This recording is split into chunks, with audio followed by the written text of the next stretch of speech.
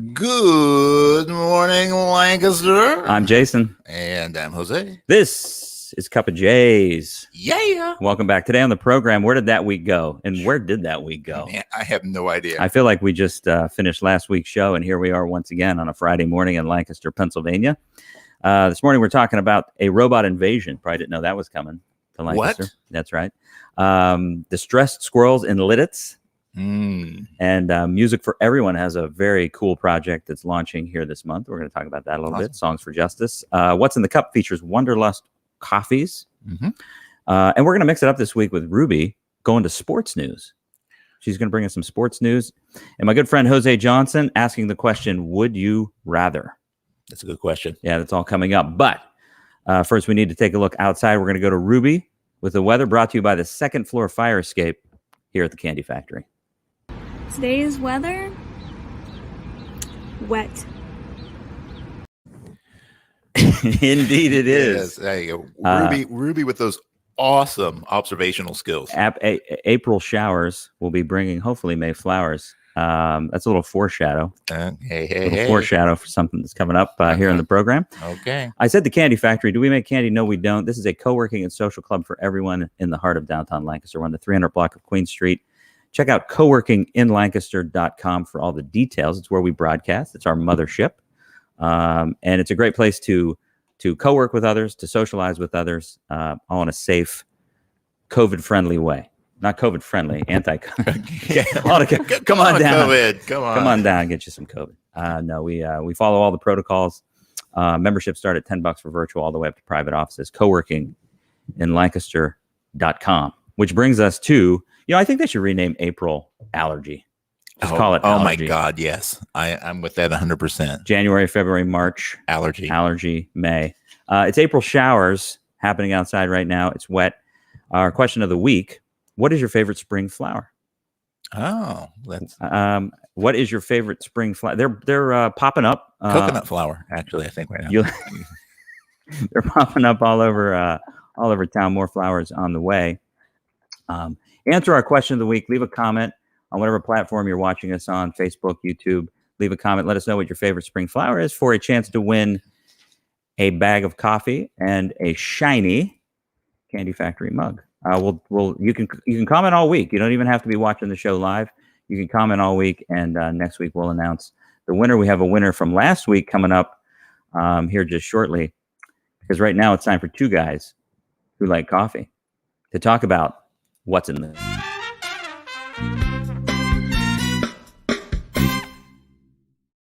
All right. Our blend for this week comes to us from Wanderlust Coffees, and this is called the Hope Blend. And the Hope Blend is very interesting. Well, first of all, it's just a medium dark roast, which, you can't go wrong with that. Can't go wrong. It's a go-to. But this is related to a little charity, little gift of gifts that give hope. So okay. I think you can maybe expound on that a little bit more as I dive into the coffee. That sounds like a good plan. So Wanderlust Coffees does something really cool with their coffees. First of all, the company was founded by Tim and Christina Wenger. Their son Thaniel is part of the team as well. These are the folks who founded Taste the World and Kids and Cultures. If you're from the Lancaster area, you may have heard of those great projects as well. But what they do is they develop blends with nonprofits around the area. And they create a blend like we have today, the Hope Blend. And the 20% of the proceeds of that coffee go back to the nonprofit.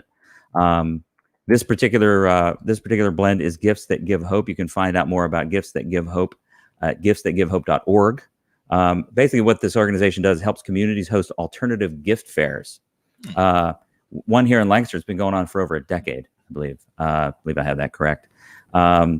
So anyway, Wanderlust Coffees, they are deal in organic, fair trade, small batch roasted. They do air roasting.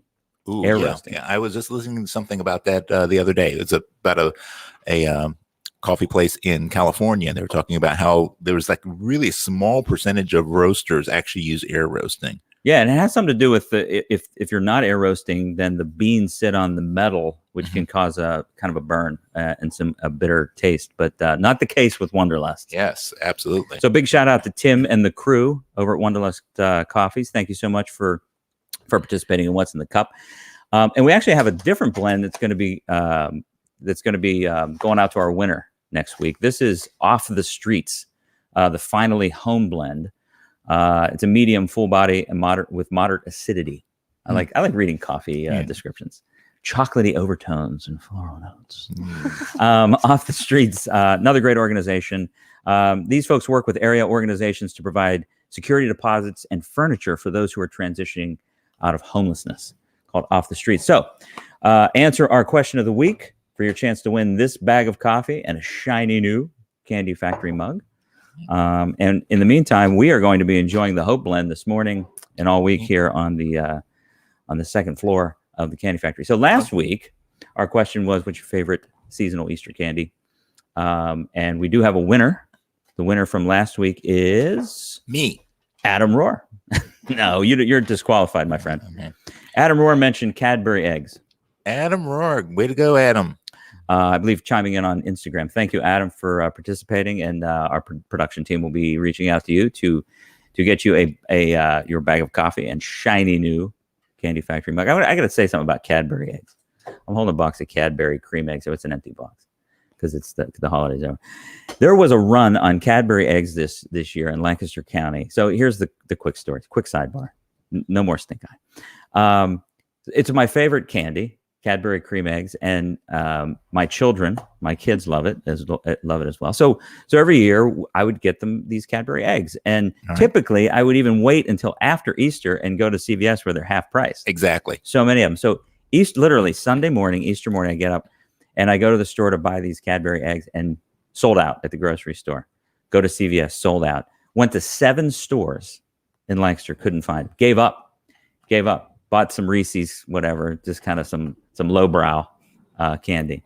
Ended up going to 3 more stores that afternoon, and finally at Walgreens over on Oregon Pike, there was 2 or 4 boxes, 2 cream eggs and 2 Cadbury eggs, and some individual eggs.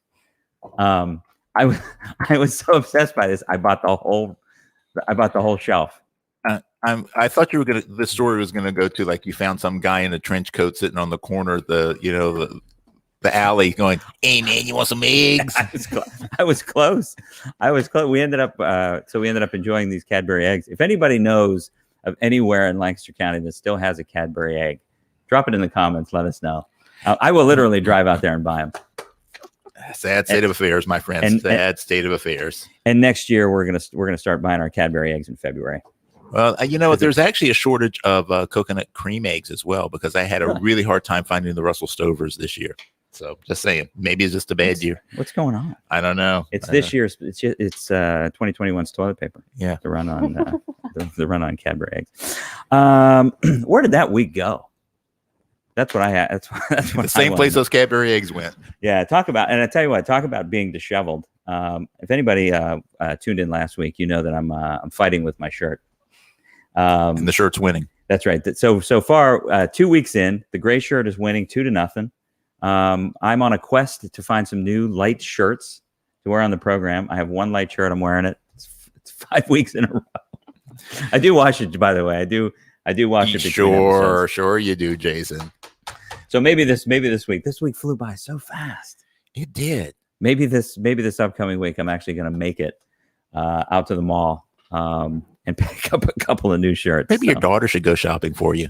Possibly. We'll see how that goes. Definitely not. No.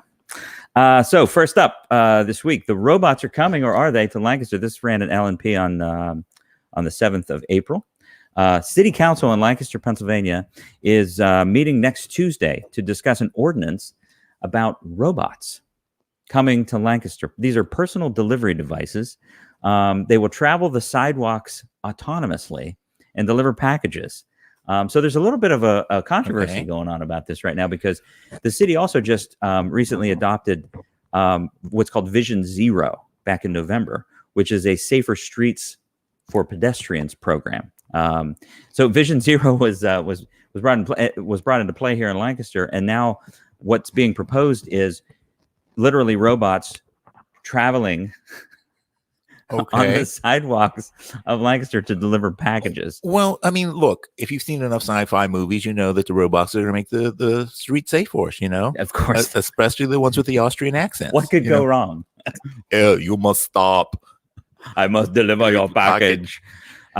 Here's the interesting piece about this story, I think, is that past in November, a Pennsylvania state law gave these robots the same rights as pedestrians. What? Yeah. So they can get run over wantonly as well. Yes, they are considered pedestrians, but the Lancaster ordinance will decide whether or not or which streets the robots will be allowed to travel. How do you feel about robots delivering packages, by the way? I have mixed emotions on that. I mean, in one way, it might make things a little bit more consistent in deliveries because our delivery people, I have no idea what's going on with them sometimes. I mean, they'll leave packages on a rainy day, like out in the middle of our yard. And other times No chance a robot's no chance a robot's going to mess that up. Well, maybe not. I don't know. Is it going to be like the same robot that cleans up at the Giant? Marty, yeah. Beep, beep. I don't know. That remains to be seen. But anyway, we'll keep an eye on this story. It's a developing story. We'll see what happens. Perhaps there will be two robots doing this show within a matter of a couple of months. It couldn't get any worse. No. Trust me, my friend. Moving on to Music for Everyone. Music for Everyone is a local nonprofit who does a lot of great things for giving essentially people access to music. Among other things, they provide instruments for kids in school who might not be able to afford them. So it's a great local nonprofit. They've been doing like 15 years. They are releasing a series of music called Songs for Justice, Volume 1. It's a pretty interesting project. They're going to be releasing a series of 45 RPM records, so the old singles. And on side A will be an original song by a Lancaster artist. And on side B will be a Lancastrian reciting a speech from a historic Lancastrian. This has been almost a year in the making. Wow. Yeah, Executive Director John Gertie, he explained that the project was inspired by the Black Lives Matter protests of 2020. Right. So starting back in May of last year, and they really wanted to take some tangible action. So the way the project will work is that these records will be produced, like 100 copies or something of these records, and then they will be donated to a local organization, a local nonprofit, and the nonprofit can then sell them as a fundraising opportunity. So it's like nonprofits helping nonprofits, which is not unlike Tim Wenger's project with the coffee. Yeah, a lot of nonprofit action. So the first one was supposed to drop. I believe it was this week. There's making records. A lot of people are making records these days, and there aren't the plants aren't there anymore, like the manufacturing plants for the record. So there was a delay in the record. It's supposed to drop by the end of the month, according to Lancaster newspapers. But it features a local artist named Terry and Mack with a song called "Believe," which was on his 2019 album. So that is being re-released as a single, 45 record. And then the Thaddeus Stevens School of Technology president Pedro Rivera will be reciting one of Thaddeus Stevens' speeches from 1835. Okay. So that's on the other side. And there's also a poem by, I believe, a regional poet, Lee Hinton, Until We're Not, with artwork on the sleeve by Jerry McCritty. Oh, so it's a completely collaborative creative process. Yeah, that sounds really interesting. I mean, and besides the fact that as a musician, I certainly enjoy the fact that vinyl's coming back. Vinyl is back now that I've gotten rid of all of my vinyl and my player and stuff like that. But the idea of doing this collaborative effort and everybody supporting each other, and you can't go wrong with that. Now, it's a great project. And Music for Everyone does some really great community projects. This first record will benefit Lancaster Education Foundation. All right, and that's a big part of Music for Everyone's mission is education around music. So that's happening. We're going to follow that story. There's a lot of stories to follow. Yeah, developing stories, ongoing story. Lancaster's a great place. It's the best place in the world. All this is part of what makes Lancaster so good. So good.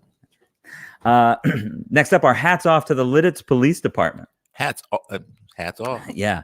They got a call last week about a squirrel in distress. Holy cow. let's look at that a little slower. Here it comes. Oh my goodness. Oh, there he goes.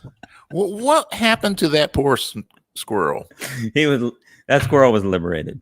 What happened? Why was he trapped? Nobody knows. Nobody knows. So what happened was they got a call that the quote from was the squirrel stuck on metal pole at this intersection, and the caller said it was in distress. Squirrel in distress on the first block of East Lockup Lane. If you're not familiar, you're not from the area. Lidditz is a borough about 7 miles north of Lancaster City.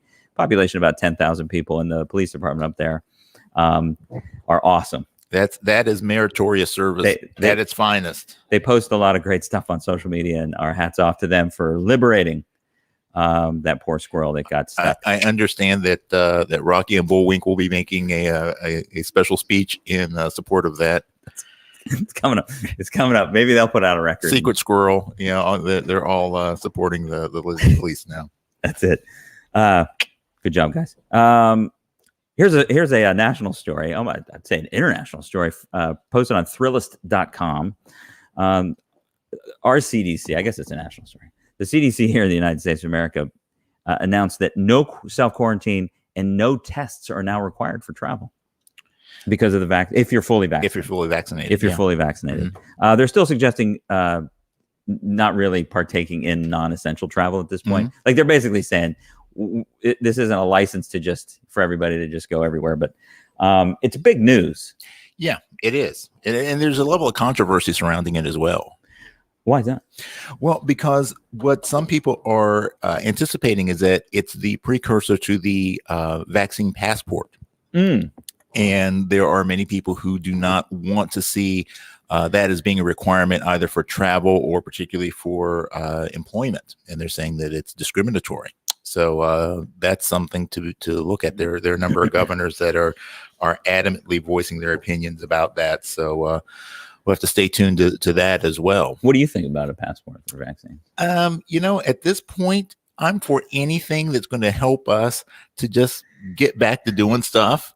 It's like to me, it's a very small sacrifice, much like wearing a mask. It's a small sacrifice to make for the greater good. But, hey, some people just don't want to do it. They don't want to do it. They feel like it's an invasion of I really don't care. Yeah. I'll be honest with you. I have a driver's license, I got to have I got to have valid proof of insurance. So. I feel like it's one of those things that will be a big deal for about 2 weeks. And then, people will get used to it. And absolutely. Speaking of vaccines, tomorrow I'm scheduled. Woo!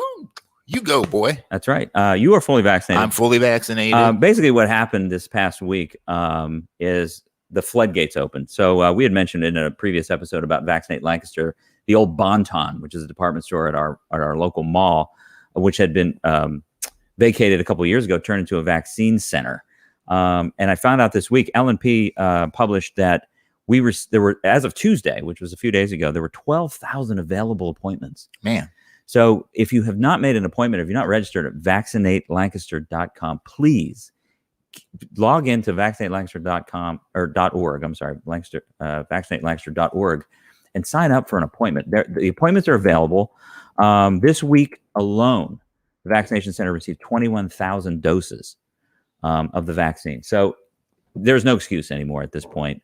Please, for the good of everybody and for the good of getting back to some sense of normalcy in the latter part of 2021, please get vaccinated. NBC reported this week 1 in 4 adults are fully vaccinated in the U.S. Isn't that great? We're getting there. 25% fully vaccinated. So, a lot of great stuff going on this week. A lot of great stuff going on around the area and a lot of great stuff going on in sports. So now we turn it over to Ruby, who's going to shake it up this week. Ooh, shake it up. Oh, a Taylor Swift reference. Okay. That's a good way to start out this segment from the Taylor Swift haters on the second floor. Anyways, sports. Yeah. So the Phillies opening week has come to an end, and they are actually off to a better start than usual with a 5-1 record currently. I got my Phillies hat on repping. Funny story, I actually hated baseball until this year. I had like a personal vendetta against it. I would publicly bash it. Like I hated baseball. Much like me and Taylor Swift? Exactly. Okay. Your Taylor Swift was me and baseball. I just could not stand it.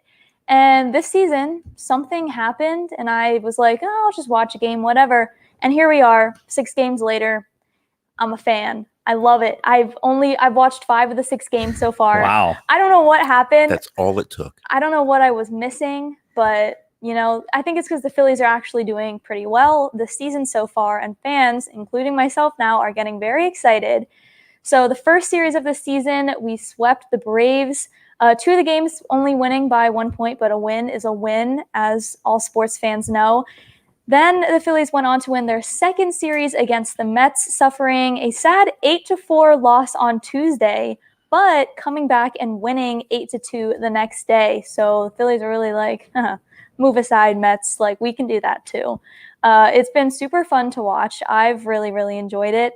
Tonight, they take on the Braves again in their first away travel series down in Atlanta. So it should be fun to watch. Hopefully, we can sweep them again and keep the good season going.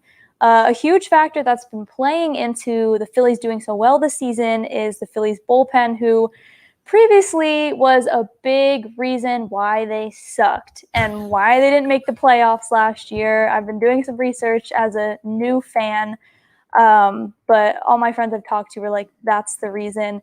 But it's a newly improved team, and they've actually helped win all 5 games this season. So I don't know. I'm looking forward to the rest of the season. I'm actually going to a game next weekend.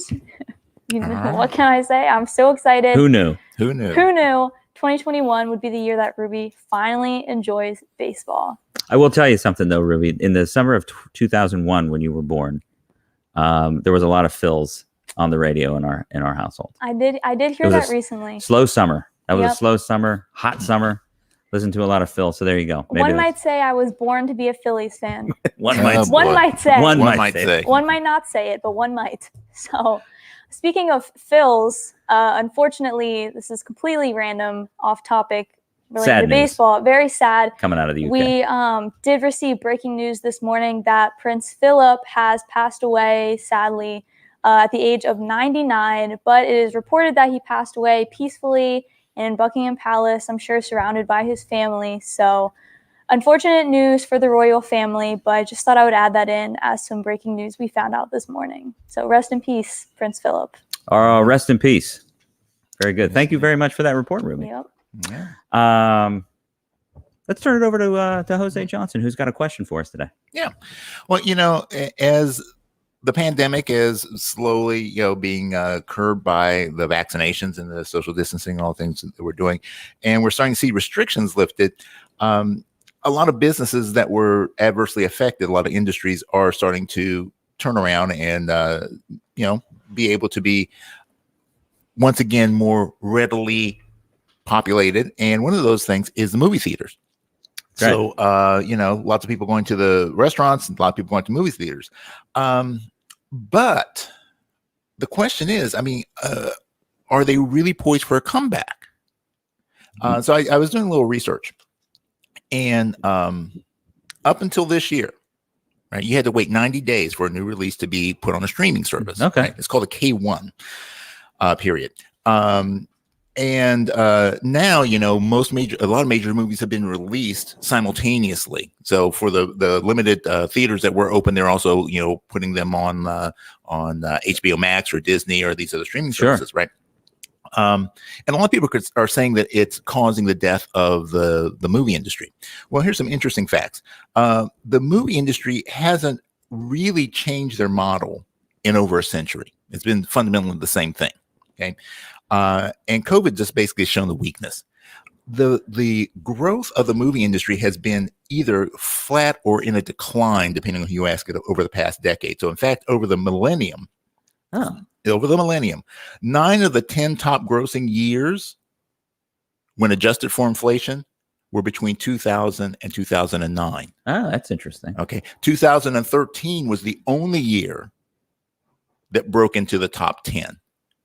And that was the year we had Iron Man, Hunger Games, and Despicable. Big year.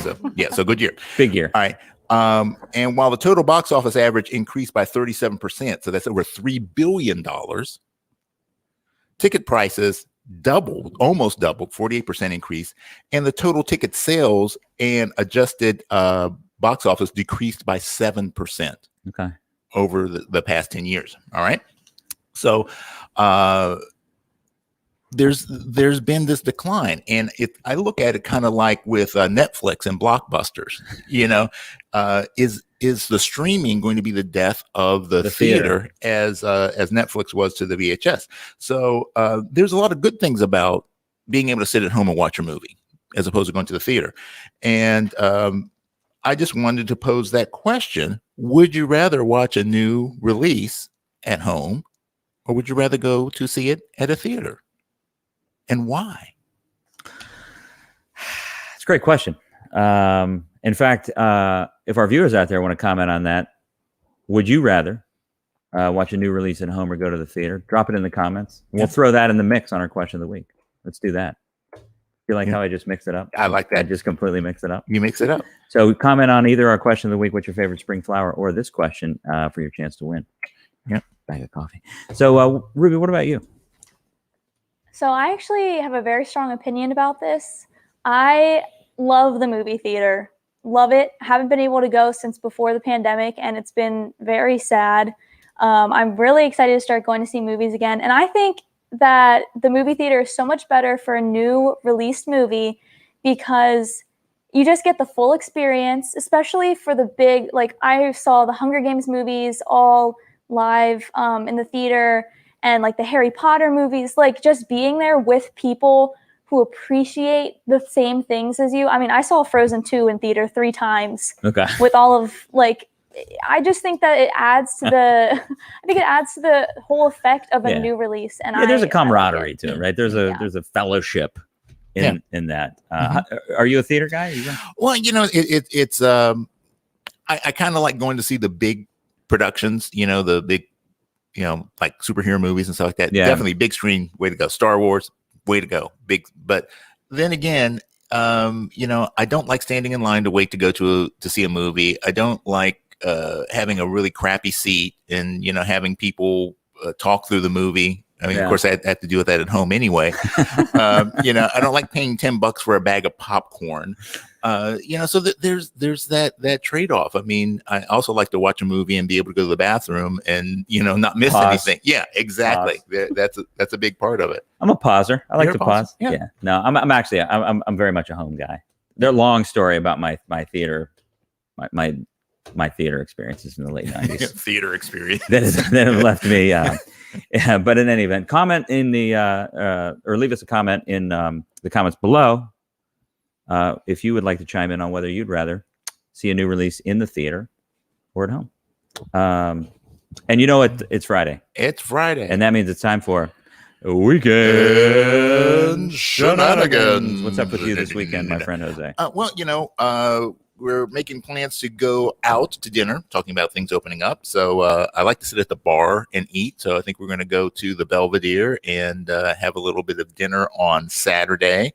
And then after that, I'm going to meander back to the Candy Factory because there's a wonderful club night going on Saturday here on the 6th floor. And so that is what my plans are. Well, I will see you there. Because my weekend shenanigan is club night as well. So here at the Candy Factory, for the members of the Candy Factory Co-working and Social Club, we're starting to slowly open things back up. And our 6th floor venue, which if you don't know anything about it, has a gorgeous view of the city. It's a venue that can be rented out for private events and that sort of thing. But pre-pandemic, we were hosting a lot of events up there. A lot of public events, and we decided to ease back into the reopening phase by hosting some club nights for our members. So if you're a member of the Candy Factory, you're welcome to come up. We're going to start small, put on some chill music, BYOB, good conversation, socialize, be with other people. That's happening Saturday night, and we'll have a lot more information about our social membership. And that sort of thing coming up in future episodes of CUPPA J's. All right. So that's a big thing. That's a big thing. Big thing. Yeah. Viewer comments. Is anybody chiming in this morning? Yep, we have a couple flower comments. Flowers. Marigolds are so pretty. Thank you, pretty. Austin. So pretty marigolds. Yes. Loving my marigolds. Rhododendrons. Rhododendrons. And then Angela Kirby, thanks for chiming in. Home. versus streaming Oh, or Yeah. movie streaming. I'm not familiar with that species. Thank you, Angie, for chiming in this morning as well. And thank you all for joining us this morning on Cup of J's. Just remember, keep your cup filled with all the stuff that makes Lancaster So good.